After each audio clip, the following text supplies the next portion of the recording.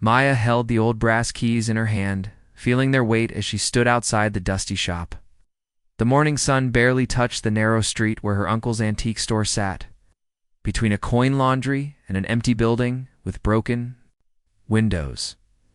She couldn't believe this was really hers now. Uncle Victor had always been the strange one in the family. At holiday dinners, he would sit quietly in the corner making weird comments about stars and time. Her mom used to whisper that Victor lived in his own world. The other relatives would just shake their heads and change the subject whenever his name came up. Now he was gone. And somehow Maya had inherited his shop called Temporal Curiosities. She didn't even know what temporal meant until she looked it up on her phone. Time-related stuff. Typical Uncle Victor, she thought. The lawyer had been very specific about Victor's wishes. He wanted Maya to have the shop, not her parents or her older brother. This confused everyone since Maya and Victor barely talked at family gatherings. She remembered him as a quiet man with thick glasses who always smelled like old books and something metallic she couldn't identify. Maya pushed the heavy wooden door open. A small bell rang above her head, making a lonely sound in the empty space. Dust particles danced in the sunlight streaming through dirty windows. The place looked exactly like she remembered from the one time her mom had dragged her here as a kid. Old furniture covered in white sheets filled most of the floor space. Glass display cases held random items that looked like they belonged in a garage sale. Tarnished silver spoons, broken pocket watches, faded photographs of people nobody would remember. Everything had a thin layer of dust that made Maya sneeze. She walked around slowly, trying to figure out what any of this stuff was worth. Most of it looked like junk to her. It was an old wooden radio that probably hadn't worked in decades. A collection of coins that might be valuable, but Maya couldn't tell. Some jewelry that looked pretty, but was probably fake, in one corner. She found a stack of ledger books. Maya opened the top one, and her heart sank. Page after page showed more money going out than coming in. Electric bills, rent, insurance payments. Very few sales recorded. Uncle Victor had been losing money for months, maybe years. Maya pulled out her phone and started calculating. Even if she could sell everything in the shop, it wouldn't cover the debt. The building was rented, not owned, so she couldn't even sell the property. This inheritance was starting to look more like a burden than a gift. She made her way to the back of the shop, where Uncle Victor had kept his office. The door was already open, revealing a small room that was somehow even more cluttered than the main shop area. Papers covered every surface. Books were stacked in tall piles that looked ready to fall over. The walls were covered with star charts and maps of places Maya didn't recognize. Uncle Victor's desk sat in the middle of the chaos.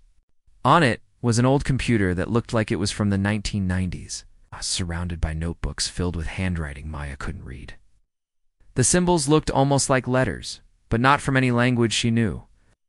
Some pages had drawings of circles and triangles with lines connecting them. Maya sat in Uncle Victor's chair and spun around slowly, taking in the strange collection of items.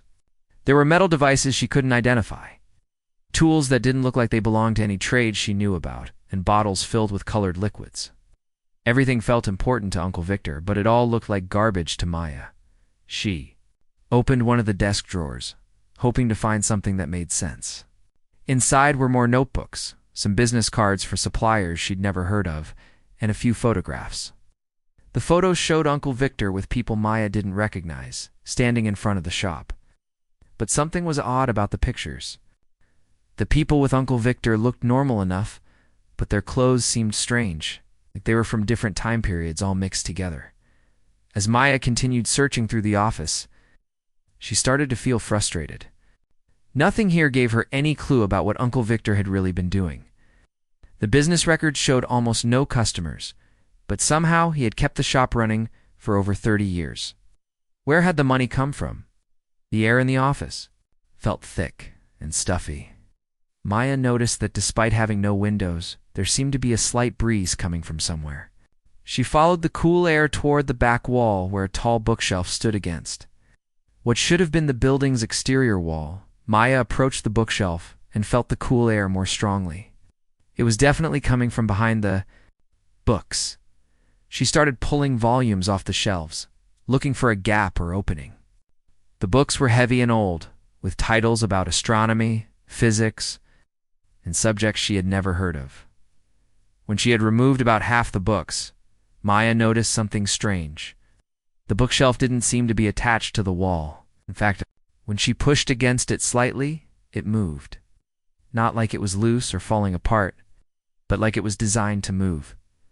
Maya pushed harder and felt the entire bookshelf swing inward on hidden hinges. Behind it was a door that definitely wasn't on any building plan she had ever seen. The door was made of metal that looked almost new, completely different from the old wooden construction of the rest of the building. Standing in front of this hidden door, Maya felt her heart beating faster. Uncle Victor hadn't just been a strange, old man running a failing antique shop. He had been hiding something behind his office, something important enough to conceal behind a secret entrance. Maya reached for the door handle, wondering what Uncle Victor had been keeping from the family. All these years, the cool air flowing from behind the door carried a faint humming sound, like machinery running somewhere in the distance. Whatever was behind this door, it was still active, still working, waiting for someone to discover it. As her hand touched the metal handle, Maya realized her inheritance might not be worthless after all. Uncle Victor had left her something much more significant than a failing antique shop. The question was whether she was ready to find out what it was. Maya turned the metal handle slowly, her hands shaking slightly. The door opened without making a sound, which was weird because everything else in the old building creaked and groaned. What she saw on the other side made her step back and blink several times, thinking her eyes were playing tricks on her. The room beyond the door was huge, not just bigger than she expected, but impossibly big. From the outside of the building, this space shouldn't exist. Maya had walked around the entire block that morning, and there was no way a room this size could fit behind Uncle Victor's tiny office. She stepped inside carefully, feeling like she was walking into a dream. The floor was made of some smooth material that felt warm under her feet. Soft light came from panels in the ceiling, much brighter and cleaner than the dim bulbs in the antique shop. The air smelled fresh, like after a rainstorm, completely different from the dusty, old smell of the shop. The walls were covered with what looked like giant computer screens, but thinner than any Maya had ever seen. They showed pictures that moved like live video feeds. Some showed places Maya recognized: Times Square with people walking around, the Golden Gate Bridge with cars crossing it, a beach somewhere with crystal blue water. But other screens showed places that didn't look like anywhere on Earth's. One screen displayed a landscape with purple grass and two suns in an orange sky. Another showed what looked like a city. The buildings were shaped like giant crystals and seemed to be floating above the ground. Maya rubbed her eyes again, sure she was seeing things wrong. In the center of the room sat a chair that looked like it belonged in a spaceship from a movie. It was surrounded by curved panels covered with buttons, switches, and displays showing numbers and symbols that changed constantly. Everything looked brand new, like it had been built yesterday, which made no sense in Uncle Victor's ancient building. Maya walked closer to the chair. Suddenly the whole room came alive. More lights turned on, screens started showing new images, and she heard a soft beeping sound coming from different directions. It was like the room knew she was there and was waking up to greet her. Then she heard Uncle Victor's voice. Maya jumped and spun around, looking for him. But the room was empty.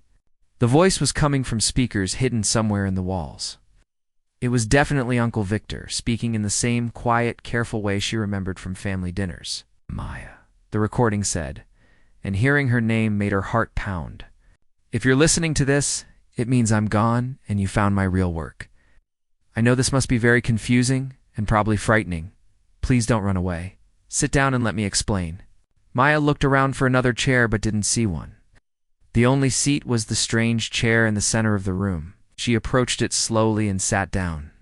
The moment she did, the chair adjusted itself to fit her body perfectly, and the screens in front of her became clearer.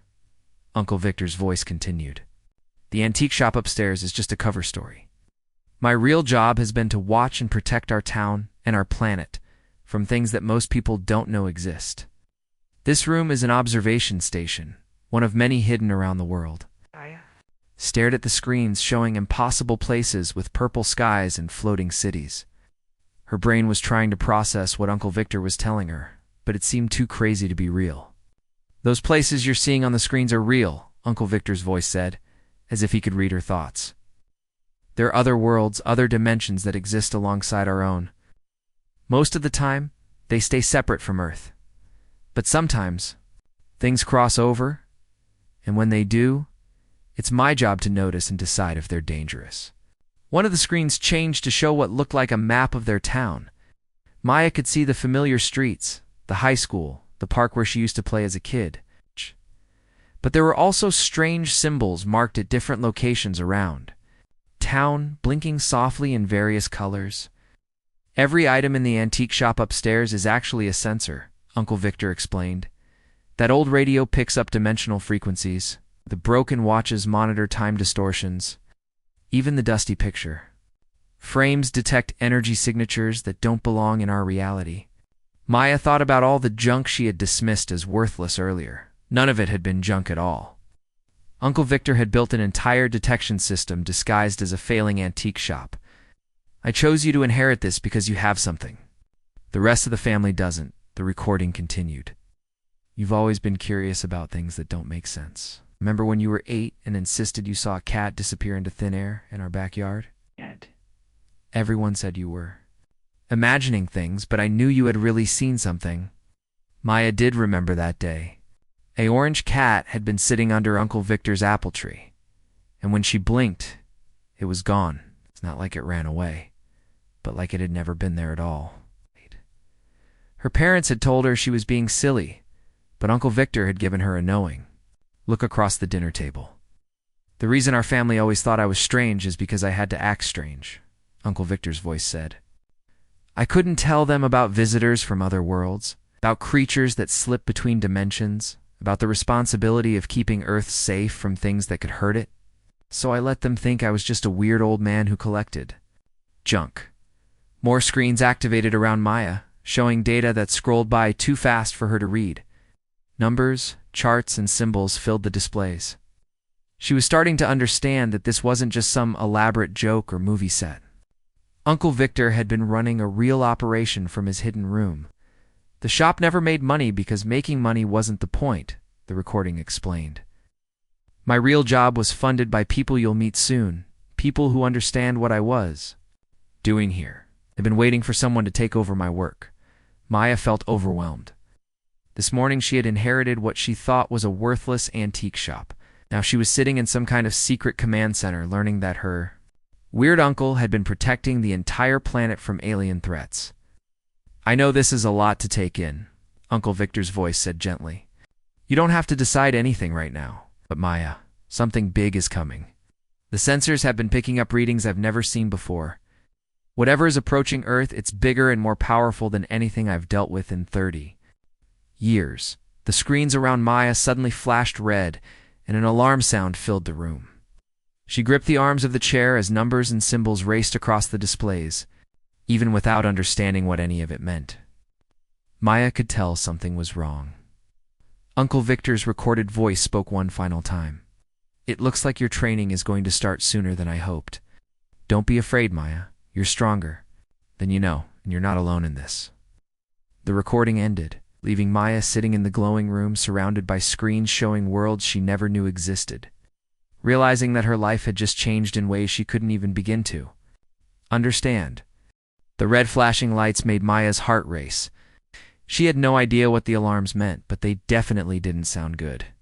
She pressed different buttons on the chair's control panel, hoping something would make the noise stop. Dead. More. Screens lit up around her, showing graphs with jagged lines that jumped up and down like a heart monitor. After what felt like forever, the alarms finally stopped. The room became quiet again, but Maya's hands were still shaking. She needed to understand what was happening, and fast. Maya noticed a small device next to the chair that looked like a tablet. When she picked it up, the screen came alive with Uncle Victor's handwriting, but now she could read it. Somehow the tablet was translating his strange symbols into normal English words. The first entry she read made her stomach drop. Day 10,847.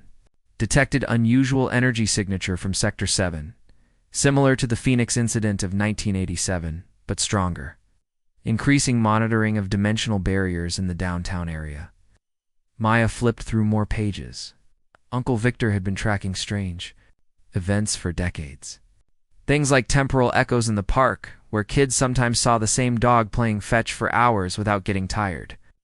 Dimensional bleeds at the old movie theater where people reported seeing films that didn't exist. Energy spikes during certain storms that made electronic devices act weird.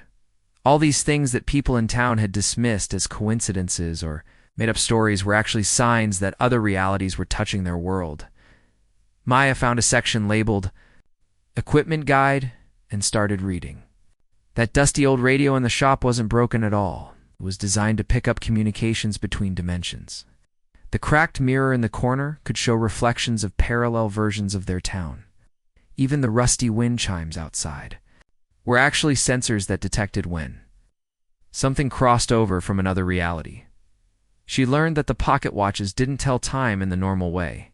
They showed when time itself was being stretched or twisted by outside forces. The old photographs weren't just random pictures. They were actually monitoring different locations around town, updating in real time to show if anything unusual was happening. Maya spent hours reading Uncle Victor's notes, slowly understanding how everything worked. The more she learned, the more amazed she became. Her uncle hadn't just been protecting their little town.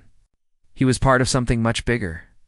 According to his records, there were monitoring stations like this one hidden all over the world. Some were disguised as bookshops, others as repair shops or small restaurants. Each one was run by someone who looked completely normal but was actually watching for signs of interdimensional activity.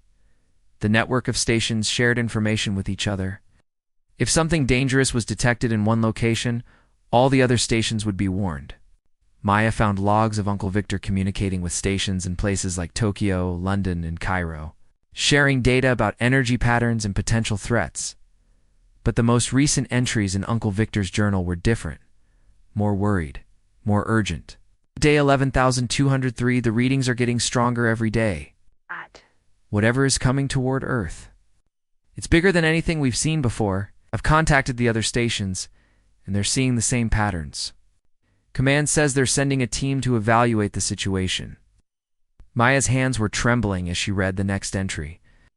Day 11,207, my health is getting worse. The doctors don't understand what's wrong with me, but I think I know. It's the energy from whatever is approaching is affecting people who are sensitive to dimensional activity. I need to prepare Maya. She doesn't know it yet, but she has the same sensitivity I do. It's why she could see things as a child that others couldn't. Maya remembered more incidents from when she was younger. Times when she saw people in the store who seemed to shimmer like heat waves. Moments when she heard voices speaking languages that didn't sound like anything she'd learned about in school. Her parents had always told her she had an overactive imagination. She found Uncle Victor's final entries, written just days before he passed away. Day 11,215. I can feel it getting closer. The monitoring equipment is picking up energy signatures. Unlike anything in our databases, I've hidden emergency protocols in the system. If Maya activates the chair during a crisis, the automated systems will guide her through the basics. I pray she's ready. Day 11,217, strange dreams last night. I saw beings made of light trying to communicate something urgent. I couldn't understand their message, but I felt their fear. Something is hunting them, and they're running toward Earth, not to invade, but to escape. What could be so dangerous that beings of pure energy are afraid of it? Maya set down the tablet and looked around the room with new understanding. Uncle Victor hadn't just left her an antique shop. He'd left her a responsibility that could affect the entire planet. She noticed a new screen had activated while she was reading. It showed a 3D map of the solar system, with a bright dot moving slowly toward Earth. Numbers next to the dot showed its speed and estimated arrival time. According to the calculations, whatever was coming would reach Earth in less than 3 weeks. Maya touched the screen, and it zoomed in on the approaching object. It looked more like a cloud of energy, constantly shifting and changing shape. But there was something else following behind it, something darker that the sensors couldn't quite identify. The system beeped softly and displayed a message. Incoming transmission from Station Alpha 7. Accept communication? Maya's finger hovered over the accept button.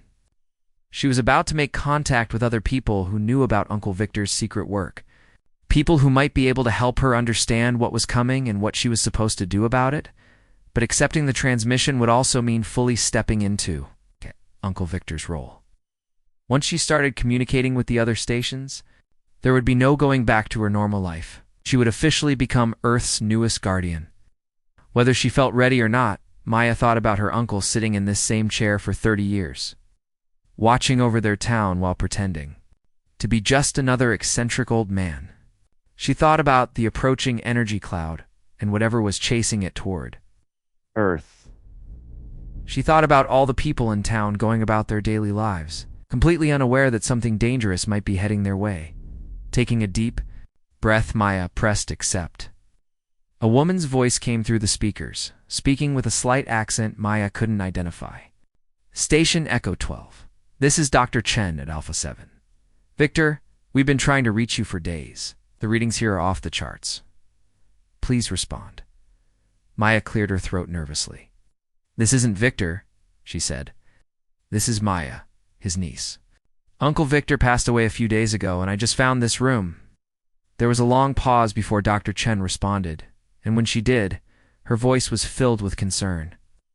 Maya, my name is Dr. Chen, and I work closely with your uncle for many years. I'm very sorry for your loss, but I'm afraid we have a serious problem. We need to talk immediately. Maya's voice cracked slightly as she spoke into the communication system. Dr. Chen, I have no idea what I'm doing here. I just found this room today and everything seems so complicated. Dr. Chen's voice came back, calm and reassuring. I understand this must be overwhelming. Your uncle talked about you often. He always said you had a special gift for seeing things others couldn't. Right now, that gift might be exactly what Earth needs. The main screen in front of Maya shifted to show a woman in her 50s with kind eyes and graying hair. She was sitting in a room that looked similar to Uncle Victor's hidden chamber, but with different equipment and what appeared to be ancient books lining the walls. Can you see me clearly? Dr. Chen asked. Yes, but how is this possible? Maya replied, still amazed by everything happening around her. Your uncle's station is equipped with quantum communication technology. We can talk to each other instantly, no matter where we are in the world. Maya, I need to explain what's happening, because time is running short. Dr. Chen's image was joined by two other people on the screen. A younger man with dark skin introduced himself as James from a station in London, and an older woman named Rosa who was calling in from somewhere in South America. Maya, James said, his British accent clear through the speakers. We've all been monitoring the same energy signature that's approaching Earth. What we're seeing is unlike anything in our records. Rosa leaned forward in her chair. Your uncle was one of our best analysts. His loss couldn't have come at a worse time, but according to his notes, he believed you might be able to take over his work. Maya felt her heart pounding. But I don't know anything about this stuff. I can barely figure out how to work Uncle Victor's coffee machine, let alone save the planet. Dr. Chen smiled gently. Maya, 3 days from now, that energy cloud will be close enough to Earth for us to get better readings on it. But we've also detected something following behind it, something that registers as a massive threat on all our sensors. The screen changed to show the approaching energy cloud Maya had seen earlier. But now she could see more details. The cloud seemed to pulse, with different colors, and there were shapes moving inside it that looked almost like people. We believe the cloud contains refugees, James explained. Beings fleeing from something dangerous. They're not coming to attack Earth. They're running to it for protection. Protection from what? Maya asked. Rosa's expression grew serious. Something we've never encountered before. Our long-range sensors show a dark mass following the refugee cloud. It's absorbing energy from everything it passes, including stars and planets. Maya stared at the screen, trying to process what she was hearing. So there are good guys and bad guys, and the good guys are coming here to hide from the bad guys? A simple way to put it, but yes, Dr. Chen said. The problem is, If Earth becomes a battlefield between these forces, our planet might not survive. James pulled up more data on his screen. Maya, the monitoring stations around the world are designed to work together. When a major threat approaches, we can link all our systems to create a protective barrier around Earth, but it requires all stations to be operational. Uncle Victor's station is the most powerful one in North America, Rosa added. Without it functioning properly, we can't complete the protective network. Maya felt the weight of responsibility settling on her shoulders like a heavy blanket. How long do I have to learn how to do this? The refugee cloud will arrive in 3 days, Dr. Chen said. The pursuing force will be here about a week later. We need to have the protective barrier ready by then. 3 days? Maya's voice squeaked. That's not enough time. Maya, James said kindly, your uncle spent years preparing automated systems for this exact situation. The station can guide you through most of the process. You don't need to understand everything right away. You just need to be willing to try. Dr. Chen nodded. The first step is to activate the station's learning protocol. It will download basic information directly into your mind, similar to how you learn to read your uncle's journals through the translation device. Maya looked around the room nervously. Is it safe? Your uncle tested it himself many times, Rosa assured her. It's like having someone teach you things very quickly, but without the months of study time. Maya took a deep breath. She thought about Uncle Victor sitting in this same chair, making the same kind of decision decades ago. Okay, what do I need to do? Dr. Chen smiled. Place your hands on the silver panels on either side of your chair. The system will scan your neural patterns and begin the download process. You might feel a little dizzy, but it won't hurt. Maya hesitated for a moment, then placed her palms on the smooth metal panels. Immediately, she felt a gentle tingling sensation in her fingertips that gradually spread up her arms. The process will take about an hour, James explained. When it's complete, you'll have basic knowledge about dimensional physics, energy manipulation, and threat assessment.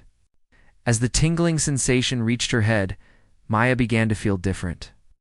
Information was flowing into her mind like water filling a glass. Concepts that had seemed impossible minutes ago suddenly made perfect sense. She understood how the monitoring equipment worked, how to read energy signatures, and how to identify different types of dimensional creatures. How do you feel? Dr. Chen asked after some time had passed. Maya blinked, realizing that the download was complete. Strange but good. I feel like I've always known this stuff, even though I know I just learned it. That's exactly how it should feel, Rosa said with a smile. Maya, look at the main screen. Tell us what you see. Maya looked at the energy readings.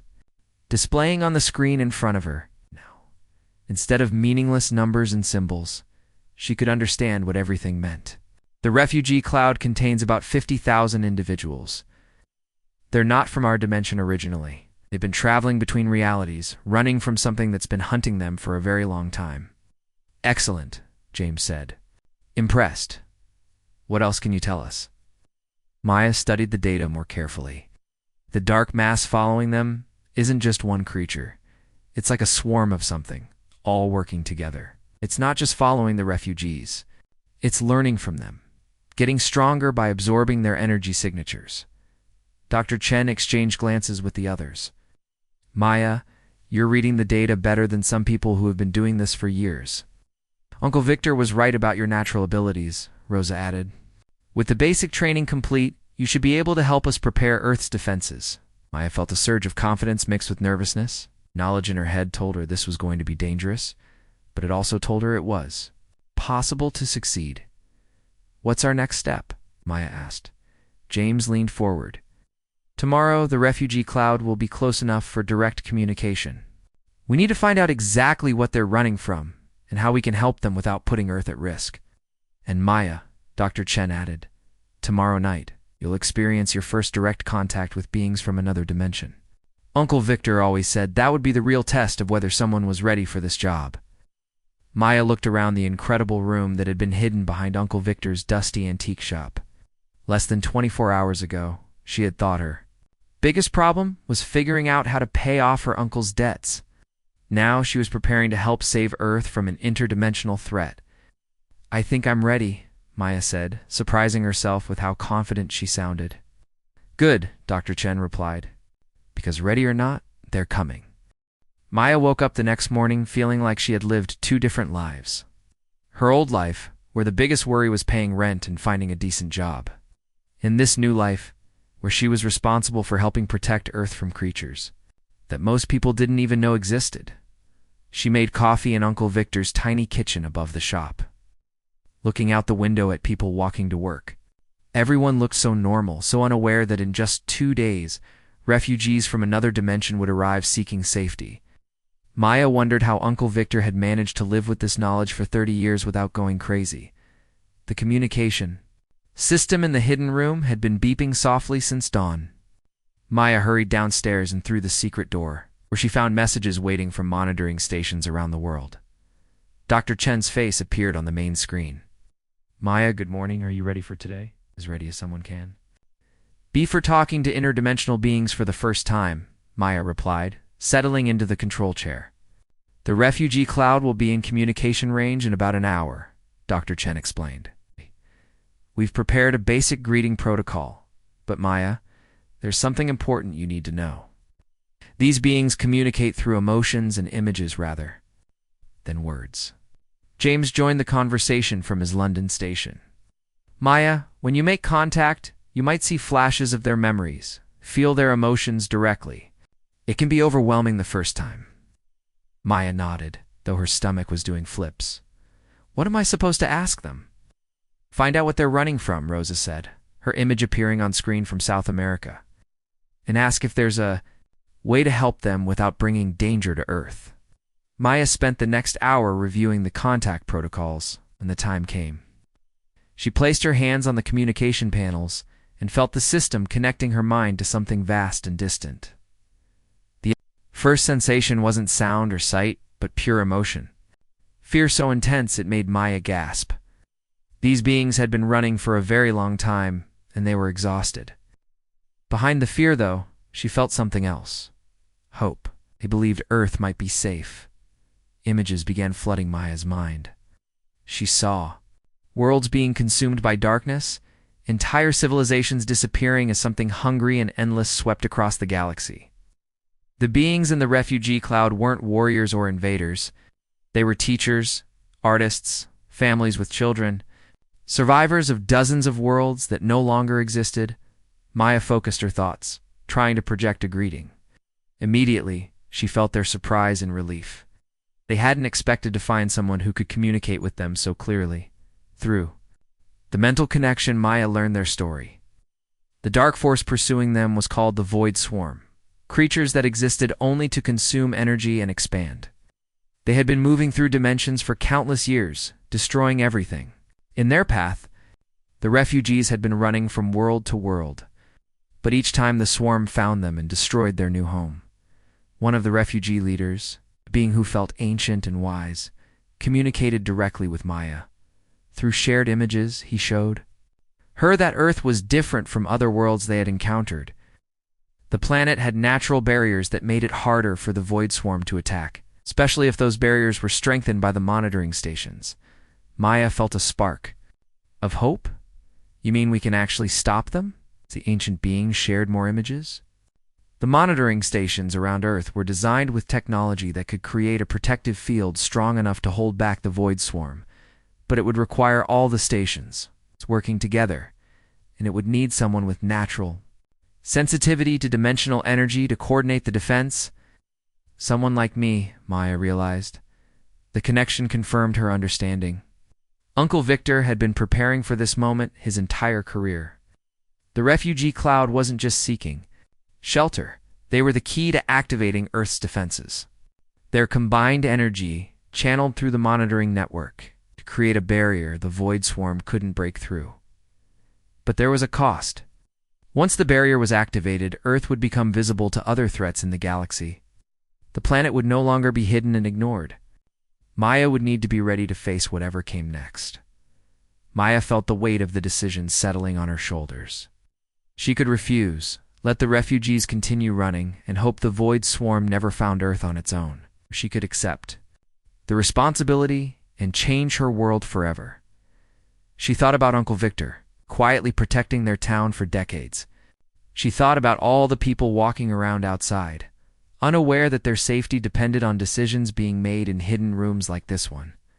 She thought about the fear she had felt from the refugees and the darkness that was chasing them. "I'll do it," Maya said aloud, and felt the refugees' gratitude wash over her like warm sunlight.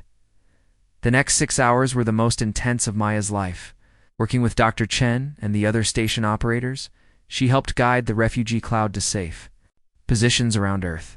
The beings spread themselves out, positioning themselves near each monitoring station to help amplify the protective field when the time came to activate the barrier. Maya felt connected to every station on the planet. She could sense Dr. Chen in her underground facility in Tibet, James in his hidden room beneath a London bookshop, Rosa in her station disguised as a small cafe in Argentina, dozens of other guardians around the world, all working together for the first time in decades. Maya pressed her hands to the activation panels and felt power flowed through her like electricity. The sensation was incredible and terrifying. Through the monitoring equipment, she could see the protective barrier forming around Earth, a shimmering field of energy that made the planet invisible to the Void Swarm's detection methods. When it was over, Maya collapsed back in the chair, exhausted, but exhilarated. The main screen showed the dark mass of the Void Swarm passing by Earth's solar system, unable to detect the hidden world or the refugees who had found sanctuary there. Dr. Chen's voice came through the speakers, filled with pride and relief. "Maya, you did it. Earth is safe." But Maya knew this was just the beginning. The refugees were now part of Earth's population, hidden in the spaces between dimensions but still present. She would need to learn how to help them integrate safely. Other threats would eventually discover Earth's new status as a protected world. And somewhere out there, the Void Swarm was still moving through the galaxy, destroying other worlds. Maya looked around the control room that was now truly hers. She thought about the antique shop upstairs, which would continue to serve as her cover story. To everyone in town, she would still be the woman who inherited her uncle's failing business. But in reality, she had become something much more important.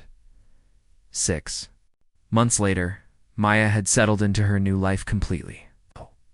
She ran the antique shop during the day, helping occasional customers and maintaining her cover as an ordinary shopkeeper. But when night fell, she descended into the control room and took her place as one of Earth's guardians. She had learned to communicate regularly with the refugee populations living in dimensional pockets around the planet. Some of them had become valuable allies, sharing technology and knowledge that helped improve Earth's defenses. Others had chosen to remain hidden, quietly building new lives in the spaces between realities. Maya often stood in the antique shop, looking at the dusty items that most people saw as worthless junk.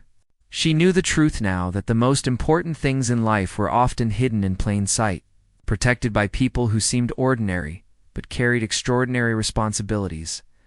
Uncle Victor's legacy lived on through her work, and Maya finally understood why he had always seemed so distant at family gatherings. The weight of protecting an entire world required sacrifices that most people would never understand. But as Maya watched the sunset through the shop's front window, that Earth was safe, and that she had played a part in that safety, she realized she wouldn't trade this life for anything.